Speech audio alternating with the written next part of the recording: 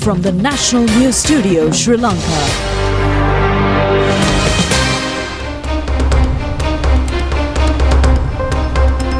A very good evening to you and a warm welcome to the news on Rupavahini.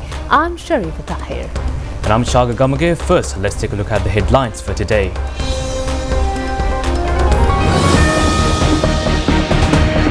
A nation united. National operation to eradicate the dangerous drug menace commenced.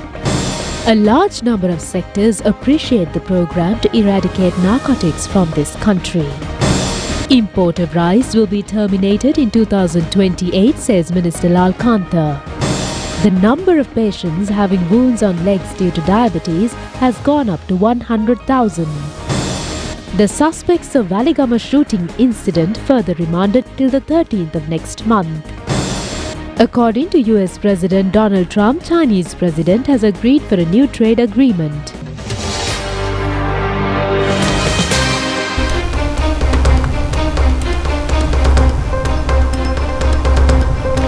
President Anura Kumar Dissanayake says the mobilization of the broadcast possible public movement against harmful drugs has to be achieved with a strong commitment to completely eliminate threat from the nation and liberate both future generations and society from its influence.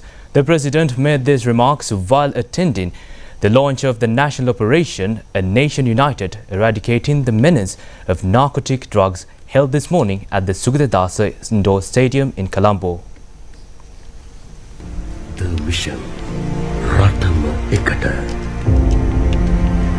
Waireen Nova, Daireen, Bidimin Nova, Bendimin, Ratama Ekata.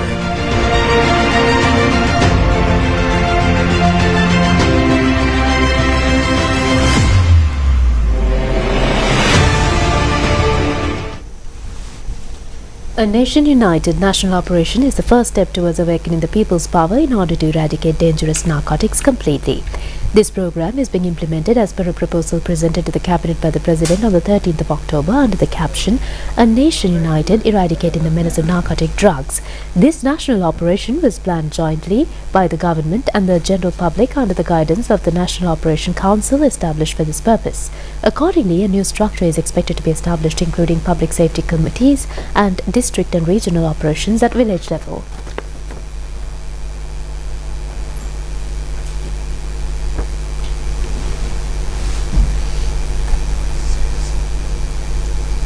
President Anura Kumar Dissanayake said that all are gathered here today with the purpose of defeating the deceptive menace that has engulfed our country. Everyone knows how deep-rooted and destructive this scourge is. Children of this country, wider society, and the nation have become victims of this dangerous threat. This is not a challenge that emerged overnight. It has gradually developed over decades and has now ruined the entire social fabric. At this juncture, the country clearly has two paths before us. One is to let things continue as they are and merely watch the destruction unfold. The other is to rise up against it. The government has chosen to take a stand and fight back. This menace is destroying our children. 64% of those imprisoned in our country have been arrested for drug-related offences. It is destroying the entire future of our youth. The age group most affected, the young generation between 18 and 24, is being dragged into ruin with their hopes and futures shattered. Consequently, the country cannot afford to remain passive observers. Each of those young individuals has parents, a mother and father who held high hopes for their child from the day of their birth. Yet now they are forced to witness powerless as their children are ravished right before them. They endure pain, they face stigma, the family fabric disintegrates. When a husband falls victim to addiction, it represents the most profound tragedy that a family can encounter. As a result, the family structure is under threat of disintegration. Meanwhile, this destructive whirlwind is sweeping through villages across the country. A criminal underworld is expanding within communities, and society as a whole is being undermined. A large share of road accidents today in our country is linked to drug abuse. The majority of child and women abuse cases occur because the perpetrators are addicted to drugs. The economy of the country has also been severely destabilized. The special task force has to be deployed to protect the Kattanayake-Colombo Expressway because electrical cables are being cut and stolen. Batteries from the elephant fences are being removed. Iron frames from bridges and culverts are being vandalized and carried away. This tragedy has created instability across the whole society. Therefore, for social stability and peace, and for the protection and well-being of every child, every woman and every citizen, this menace must be defeated. The government is determined that the action will lead us to victory and finally overcome this scourge. Vast sums of money circulate within the illegal trade. Drugs are being sold for huge profits. The amounts seized alone demonstrate the enormous scale of the supply network. Immense wealth has been accumulated through this trade, which has become a massive black market enterprise. Rivalries are emerging as these groups fight for control of the market. Recent shootings have been identified as clashes between such competing factions. How did such a large number of firearms, ammunition and shooting incidents arise? It is understood that every stable society possesses a state mechanism designed to maintain security and order. However, financial influence has permeated this state mechanism. The country cannot confront this issue while the country persists in overlooking these truths. Only the state should have the authority to hold licensed firearms. How did these firearms reach criminals? 73 T-56 assault rifles from a certain military camp were transferred into the hands of these groups. They have also been supplied with ammunition. Payments have been made into bank accounts for these transactions. A police officer even sold his service weapon and fled. In this way, financial power has infiltrated and swallowed up the institutions of the state.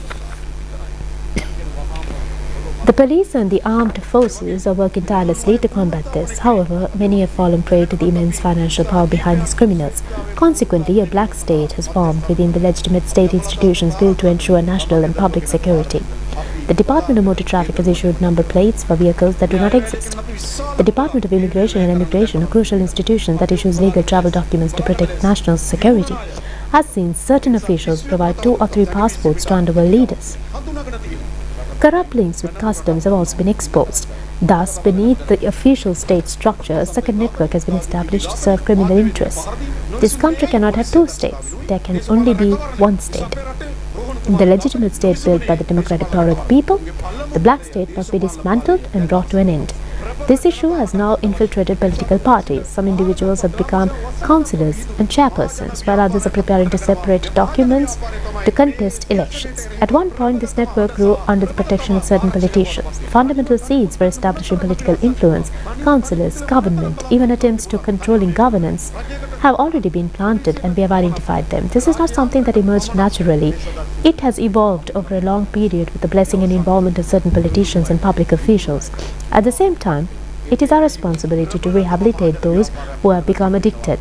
Rehabilitation centers have already been established for this purpose. Parents are urged to bring their children forward and entrust them to us. The government will help them recover from addiction and return them to you as responsible citizens. A significant allocation has been made in the upcoming budget to strengthen these efforts to improve facilities. Therefore, no one struggling with addiction should fear seeking help. In a similar manner, individuals engaged in trafficking must relinquish their activities. The government is establishing a national operations center that will bring together the police, the armed forces, and all relevant agencies. This center will integrate the Customs Department, Department of Immigration and Immigration, the Department of Motor Traffic, the police, the armed forces, and intelligence units into a single coordinated network. With this system in place, no one will be able to remain hidden any longer. The country already knows who they are and where they operate. Continuous discussions and raids are being carried out in this regard. If allowed our country, our children and our society to fall victim to a small group of criminals, then we must question, who are we as a society? Let it be remembered that this country does not belong to them. Currently, various community-based organizations and non-governmental organizations are already participating in this rehabilitation process. They are contributing significantly according to their respective capacities. By providing the necessary support, the government aims to coordinate all these community and non-governmental organizations to implement this program effectively.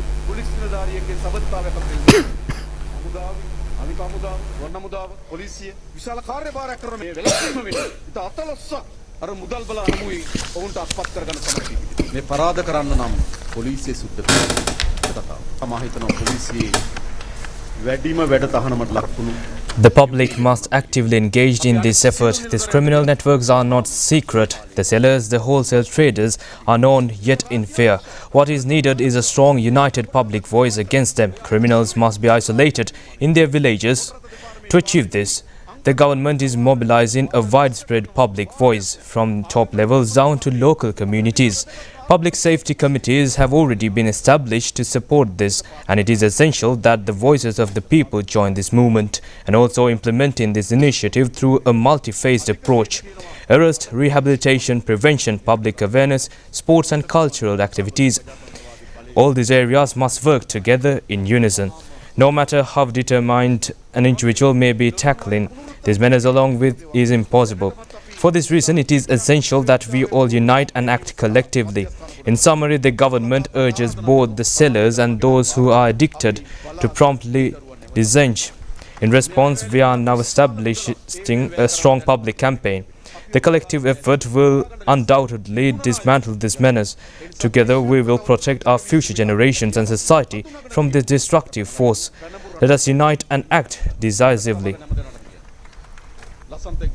තාජුදීන්ගේ ඝාතනය මාධ්‍යවේදීන්ට පහර දීම නොවිසඳුනේ ඇයි පොලිසිය අදක්ෂතාවෙනුයි දේශපාලන රැකවරණය නිසා අපේ රටේ රෝහණ කුමාරගේ ඝාතනය නොවිසඳුනේ ඇයි දේශපාලන රැකවරණය ඔවුන්ගේ පළමු බලය දේශපාලන බලය දැන් අවසන් කොට අවසන් ප්‍රබල ජනතා හඬක් අපිට අවශ්‍යයි ඒ නිසාද උඩ සිට පහළ දක්වා ග්‍රාම සේවා වසම දක්වා විහිදුණු මහජන ව්‍යාපාරයක් අපි ගොඩනගනවා මේ මහජන ව්‍යාපාරය තමයි මේ ව්‍යසනයට එරෙහිව ප්‍රබලතම හඬ සහ ප්‍රබලතම ආරක්ෂකය බවට පත් වෙන්නේ තනිව තනි පුද්ගලයන් මොනතරම් අභිලාෂයක් තිබුණාද තනිව තනි පුද්ගලයන් මොනතරම් බලාපොරොත්තුවක් තිබුණත් තනිව මේක කළ නොහැකි රජයකට පමණක් බෑ පොලිසියට පමණක් බෑ අපේ රාජ්‍ය යාන්ත්‍රණයට පමණක් බෑ මේ සඳහා සියලු දෙනා එකතු වෙන්න A Nation United national operation pledge was also taken on this occasion. Mahasangha, Prime Minister Dr. Harini Amarasuriya and ministers, parliamentarians, foreign ambassadors, government officials and distinguished guests joined the occasion.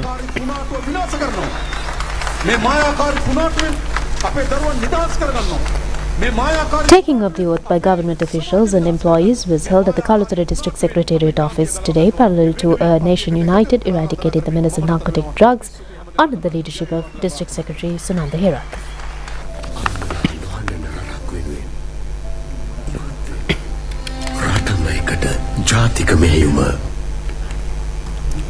Taking of the oath was held today in the morning at a large number of government institutions parallel to the inaugural function of a Nation United eradicating the menace of narcotic drugs in order to eradicate dangerous drugs.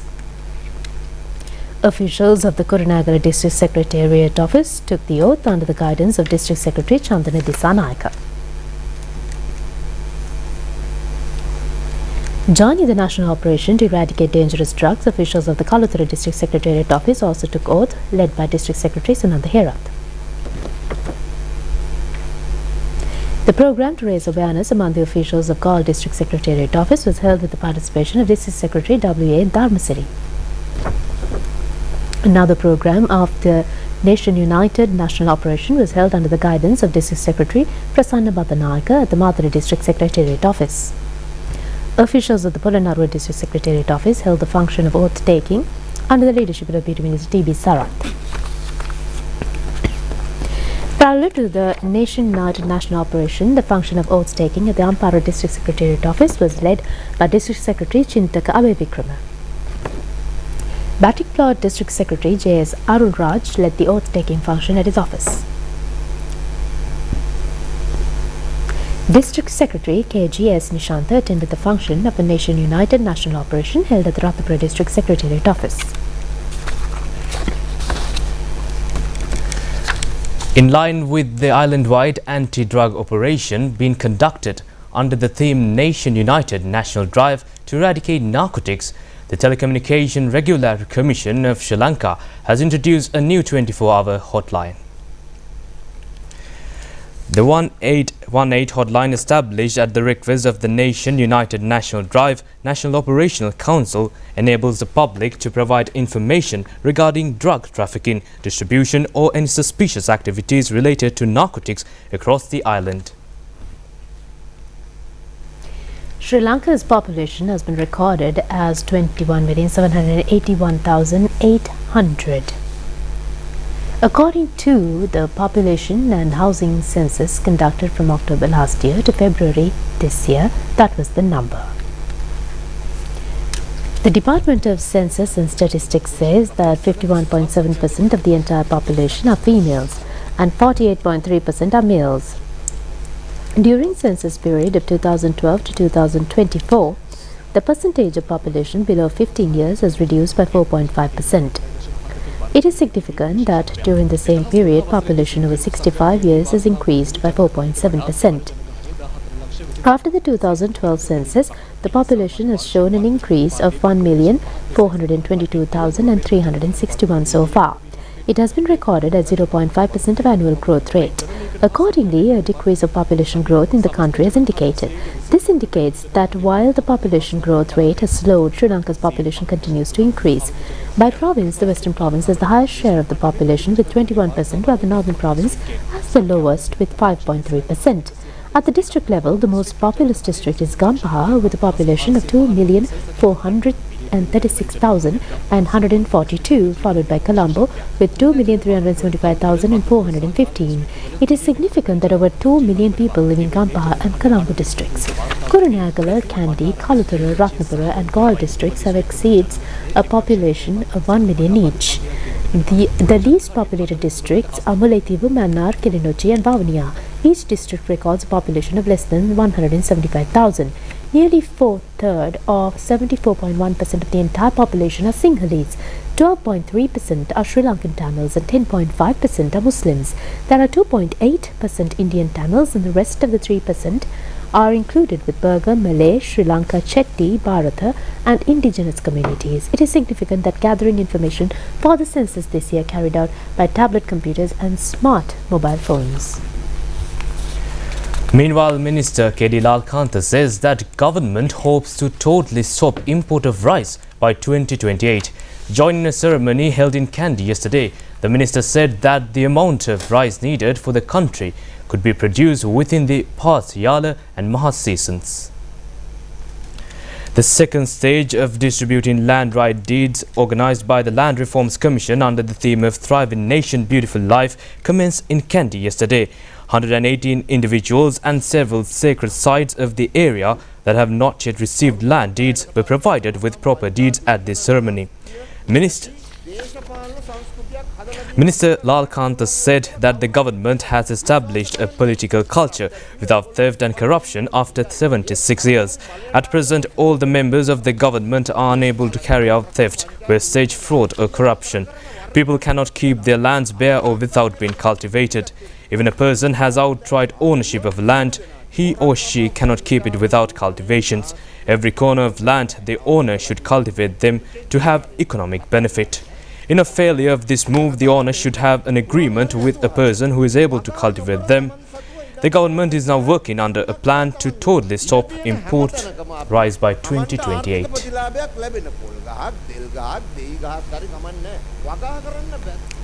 We'll be back with more local stories after a break.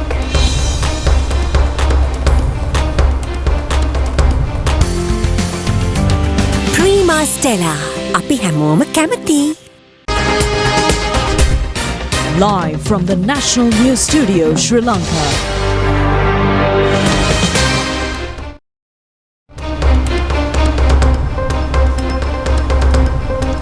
The National Transport Commission has taken steps to regulate three-wheelers, school transport services, office transport services, taxis and special transport services.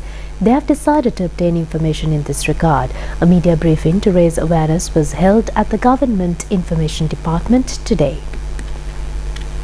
Chairman of the National Transport Commission, Engineer P. A. Chandrapala, said that the intermediate transporters will have to operate within a program centred by the government.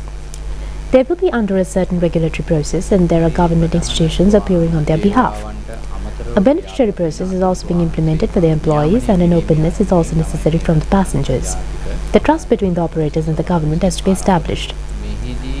The mechanism is representing to provide a high-quality transport service ensuring the safety of transport, its standards and an affordable price. ජාතික නියාමන යාන්ත්‍රණයකට යටත් කරන්න කියන එක. රජයේ කේන්ද්‍රගත වැඩපිළිවෙලක් තුල තමයි මේ සියලුම ක්‍රියාකරුවන් ක්‍රියාත්මක වන්න ඕනේ. ඔවුන් යම්කිසි පොදු නියාමන ක්‍රියාවලියකට යටත් වෙනවා. ඔවුන් වෙනුවෙන් පෙනී සිටින රජයේ ආයතනයක් තියෙනවා. ඔවුන්ගේ සේවකයන් සහ ඔවුන් වෙනුවෙන් ඉදිරියේදී ප්‍රතිලාභ වැඩපිළිවෙළවල රජය ක්‍රියාත්මක කරනවා. මගියාගේ පැත්තෙන් ගත්තාම විවෘතභාවයක් තියෙන්න ඕනේ. ඒ වගේම පහසුකම් සැපෙන්න ඕනේ. ඒ වගේම රජය සහ ඒ ක්‍රියාකරුවන් අතර අන්‍යෝන්‍ය විශ්වාසය තහවුරු වෙන්න ඕනේ. ප්‍රවාහනයේ ආරක්ෂාව මගියාට විශේෂයෙන්ම ප්‍රවාහනයේ තත්වය. ඊට ඉහළ ගුණාත්මක ප්‍රවාහන සේවයක් ඔවුන්ට ලබා දීමට ඔරොත්තු දෙන මිලකට ඒ ලබා දීමට අවශ්‍ය වෙලාවට ඒක ලබා දීම. සමස්ත යාන්ත්‍රණය මේ වෙනුවෙන් පෙනී සිටිනවා. Director General of the National Transport Commission, Dr. Nilan Mirando, said that the Commission will provide a sticker and will also distribute pamphlets. In addition, these advertisements will be published in our website and social media. Formulating regulations in these services and the determination of fees is extremely important. A program has also been drafted to get the views and proposals of the people. The people can forward their proposals and ideas to the website, email, WhatsApp number and to general address until the 15th of November.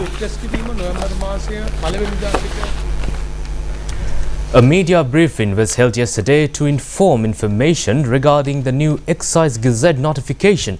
The new tax payment methodology was also detailed at the media briefing. Director General of Excise Department MBN Premaratna said that certain institutions are keeping this tax for a period of nearly 6 months. Legal action will be taken against these institutions in case they fail to pay the tax within a month. As a first step, production activities of the institutions will be suspended. If they fail to pay the entire amount within a period of 2 months, a legal power is available to close down them. If such persons who are not paying the taxes fail to pay by the end of the year, there is no possibility to issue their permits for the next year. The Consumer Affairs Authority says the Gazette notification connected with the use of polythene will be effective from the 1st of next month. This was stated at a media briefing held yesterday. Chairman of the Consumer Affairs Authority, Hemantha Samarakon, said that this Gazette notification has been issued as a ban to free issue of shopping bags at shops from the 1st of November. Accordingly, shop owners will not provide bags in future. Therefore, it is the obligation of the consumer to contribute to the national mission of protecting the environment. Therefore, consumers should take a suitable bag from home when shopping. Minister Dr. Anil Jayantha Fernandes says innovation and technology are key catalysts for Sri Lanka in its development trajectory. Despite various challenges, he added that the government is open to discussions with other countries, including China, to enhance technological cooperation and uphold the interest of public. The minister made these remarks at an event held in Colombo recently. The event Global Dialogue on Innovation, Openness, Shared Development Sri Lanka session was organized by the Embassy of China in Sri Lanka and the Asia Pacific Bureau of the China Media Group. The dialogue focused on advancing cooperation in areas such as digital transformation, green innovation and sustainable economic growth to promote inclusive development among nations. It further underscored the role of media and technology in fostering mutual understanding and building stronger partnerships between China and Sri Lanka. Ambassador of the Chinese Embassy in Sri Lanka, Kui Zhang Hong, Deputy Director of China Media Group in Asia Pacific, Liu Li, Chinese envoys and representatives of various Sri Lankan sectors were present at this event. Sri Lanka, of course, now under our government and our policies, we know that the innovation can be a catalyst for Sri Lanka, but we have our own constraints as well. However, with the difficulties that we face immediately after re-stabilizing the country and reviving the country, we prioritized the digitalization, our commitment towards the innovation. For that, we need lots of collaboration and cooperation with the rest of the world. We know the importance of this thing. With a government like us, with a big mandate and the hopes, if people think of getting a quick benefits in terms of finance, so our objectives and the strategies of bringing the benefits to the country or the shared development would be delayed. Our government is open to discuss with every person, the build relationship with all the countries, especially with China to fulfill our mandate of serving the nation by upholding the public interest. Among the challenges that the country faces, there are many. It goes across many frontiers. The biggest challenge lies on economic frontier. We have not been able to gain adequate investment into the country compared to the region and compared to the world where the countries and other nations have just gone through with new innovation. So at this particular juncture, we need to have this openness and the investment for innovation. In the next 5 years, China development will provide more opportunities for global development. As a natural member of the global South, China is always dedicated to helping the developing countries better integrated into the global industrial, value, and supply chains, and accelerate the industrialization and the modernization process. As a traditional friend and a cooperative partner of China, China's progress in the next 5 years will open up bright development prospects for Sri Lanka. China stands ready to work closely with Sri Lanka to strengthen the comprehensive alignment of our development strategies and plans, continue the advance of high-quality Belt and Road cooperation, and expand the scope and the depth of collaboration on various fields, including port economy, modern agriculture, digital economy, green economy, poverty reduction, tourism, among others. With those efforts, we can better boost Sri Lanka's economic and social development.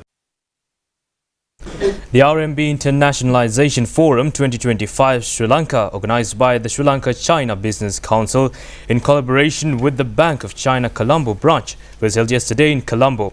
The event served as a key platform to promote dialogue on the expanding role of the renminbi in global trade, cross-border transactions and financial cooperation. The forum aimed to strengthen partnerships between Sri Lanka and China by encouraging use of the RMB in trade settlements and investments. The forum also emphasized the importance of financial connectivity in driving sustainable economic growth and regional integration. Minister Dr. Anil Janta Fernandes, Secretary to the Financial Ministry Dr. Harshana Surya Peruma, Central Bank Governor Dr. Nandalal Veerasinghe, Ambassador of China to Sri Lanka Ji Zhenghong, and many dignitaries were present at this occasion. Establishing a direct RMB payment mechanism would eliminate the need for intermediary conversions, reducing transaction costs, enhancing efficiency, and minimizing exposure to USD RMB exchange rate volatility. This would in turn provide greater pricing stability and predictability in trade contracts between China and the its trading partners. Sri Lanka is also exploring the possibility of establishing a facility to conduct payments in RMB with China in order to facilitate smoother trade and financial transaction between the two countries. That's where the bankers here can play a facilitation role. Especially, we hope that Bank of China can play a greater role in this regard. Apart from linking payments and settlement systems, having an RMB clearing bank would also make conducting economic activities between the two countries easy, as it removes the need for middlemen and lowers the cost of cross-border transactions, making it easy for Sri Lankan institutions and individuals to access RMB financing options. Establishing a formal RMB payment system would offer a structured channel to utilize part of this facility directly for trade settlements with China. That's what we hope that going forward can use this facility through this settlement facility so that it can be much more efficient. This should not only enhance the practical use of such arrangements but also support smooth and more efficient bilateral trade transactions. This is the role of the central bank and the PBOC. We are working very closely with PBOC, with our counterparts, and we would like to make a good progress in this regard so that that will be another important milestone to promote RMB internationalization, especially with Sri Lanka and China. The Embassy of the Republic of Turkey in Colombo hosted a grand reception to mark Turkey's 102nd National Day, celebrating the founding of the Republic with renewed spirit and friendship between Turkey and Sri Lanka. The event was held in Colombo with the participation of a distinguished gathering of diplomats, government officials, and members of the business community. The chief guest of honour, Honourable Hinibima Sunil Senavi, Minister of Buddha Sasana, Religious and Cultural Affairs, represented the government of Sri Lanka at the ceremony. The celebration was graced by Ambassador of the Republic of Turkey to Sri Lanka, who highlighted the growing partnership between the two nations in areas of trade, culture and education. The event featured traditional music, cultural performances to mark the occasion. The event concluded with the national anthems of countries, symbolizing unity and mutual respect. The celebration reflected the enduring friendship between Turkey and Sri Lanka, as both nations look forward to strengthening their cooperation in this year ahead.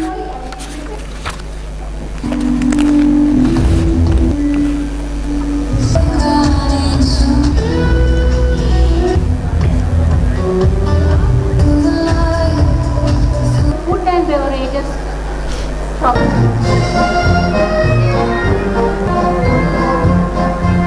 In this day in 1923, our nation took a bold step into modernity, guided by the vision of Mustafa Kemal Atatürk, who famously said, "Peace at home, peace in the world." A century later, we still find that advice remarkably relevant, and his legacy continues to inspire generations with the values of sovereignty, independence, secularism, progress, and dignity under the leadership of President Erdogan. On the global stage, Turkey has continued to play a proactive role and has demonstrated a notably principled stance on international relations, balancing diplomacy with strategic engagement across regions. Sri Lanka deeply values long-standing and friendly relations shared with Turkey, which has roots dates back to Roman times. Historical records indicate that in 1864, Sultan Abdulaziz appointed honorary consuls of the Ottoman Empire in Colombo and Gaul, laying the groundwork for our diplomatic ties. The establishment of formal diplomatic relations in 1948 further solidified this bond, and today both our nations are committed to transforming these rich relations into a robust partnership with cooperation across sectors remaining from trade, investment and tourism to employment and development. 7 persons taken into custody in connection with the assassination of the chairman of Valigama Pradesh Sabha Lasantha Wickramasekara have been kept under remand custody until the 13th of next month after being produced before the Mathura Magistrates Court today. 9 suspects, including the shooter linked to this assassination, the motorcyclist, have been taken into custody. Wife of the shooter, a person who aided and abetted to hide in Kakirava, and another 2 persons who assisted the shooter of Sahaspura area Barala, barring the shooter and the motorcyclist, were produced before the court today. Crew members of the Japan Maritime Self-Defense Force ship Akebono arrived in Sri Lanka on a goodwill visit, marking yet another milestone in the growing partnership between the two nations. They joined hands with the Sri Lankan Navy in a beach cleaning program held at Goldface yesterday. The initiative was conducted in support of the National Clean Sri Lanka campaign under the theme A Beautiful Beach and Attractive Tourist Destination. The Sri Lankan Navy continues to play an active role in such environmental conservation efforts, reaffirming its commitment to preserving the country's coastal ecosystems. The joint effort contributed to restoring the pristine condition of the Goldface beach by properly collecting and disposing of plastic, polythene and other solid waste. Deputy Minister of Defence Major General Arujana Jayasekara, together with the Defence Secretary Air Marshal Sampathu Yakonta, visited the ship at the Colombo harbour.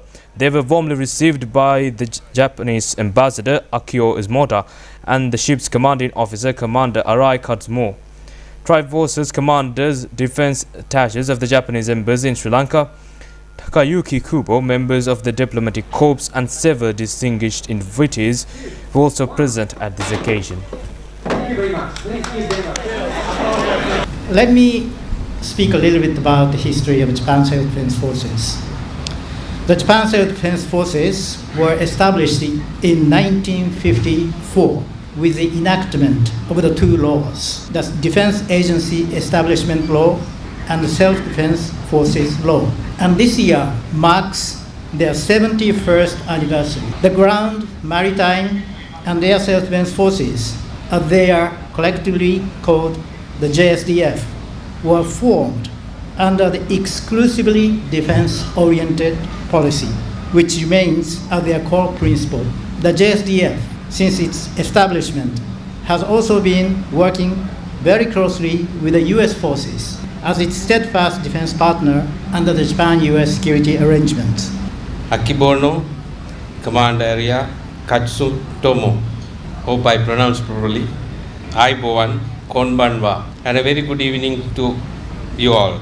I wish to begin by expressing my profound gratitude to His Excellency the Ambassador of Japan for his kind invitation to address this distinguished gathering on such a splendid evening today here on board. It's always very grateful and honored to be on boards as a military officer. Moreover, it is my distinct pleasure to extend a very warm welcome to the commanding officer and your crew of the steamed Japanese ship Akibono. Akibono, which arrived to port of Colombo today morning, did more than sail on our shared waters. She carries the enduring spirit of our friendship, which built upon our mutual commitment to peace, prosperity, and deep-seated respect for one another. As we stand together on the shores of Sri Lanka, we reminded that our shared responsibility extends beyond our horizon. As maritime nations, as you mentioned, Your Excellency, we share common maritime challenges, concerns, and strategic concerns. The safety and security of these vital seas are not just a regional concern, but the very foundation of global commons and the collective well-being of all the nations. Japan has stood by Sri Lanka as a dedicated partner for decades. Their support extends across a vast spectrum from vital financial aid and trade development projects to enhancing defense cooperations, as Your Excellency said, shifting from official development assistance towards official security assistance and maritime security. This multifaceted partnership has been a foundation of bilateral relations. To say that there are about 100,000 patients who have wounds in legs due to diabetes condition. Sri Lanka Medical Association points out that the Health Ministry has spent over 30 million rupees for treatment of such patients. Members of the association expressed views in this connection held in Colombo yesterday. Vascular and transplant surgeon Professor Rezni Kasim said that 30% of patients who lose a leg due to diabetes wound is vulnerable to lose the other leg as well within 3 years. In seriousness, it is similar to cancer in spleen or lungs. දනියට උඩින් කකුල නැති වුණොත් 30යි 28යි ගානක් තමයි ඉන්නේ. හැබැයි ඒ වගේ දියවැඩියක් කකුල් නැති වෙන ගිහිල්ලා බේරුණොත් තව ජීවත් වෙන්න chance එක වැඩි. හැබැයි පිළිකා වලට වඩා අඩුයි. 66ක්වත් මැරෙනවා අවුරුදු 5ක් ඇතුළත. මූණ බලලා මූණ පරීක්ෂණ කරනවා වගේම දින Consultant surgeon Dr. Dumindari Ratna said that people should care for their legs as they care for the face. In case of any change in legs, people must get them checked by a proper physician. That's it on local stories. We'll be back with news overseas.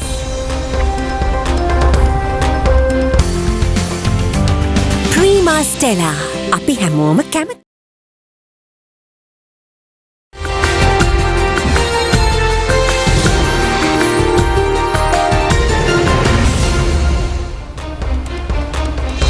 Welcome back. We move on to news overseas now. US President Donald Trump and his Chinese counterpart Xi Jinping have met for the first time in 6 years, raising hopes for a de-escalation of tensions between the world's two biggest economies.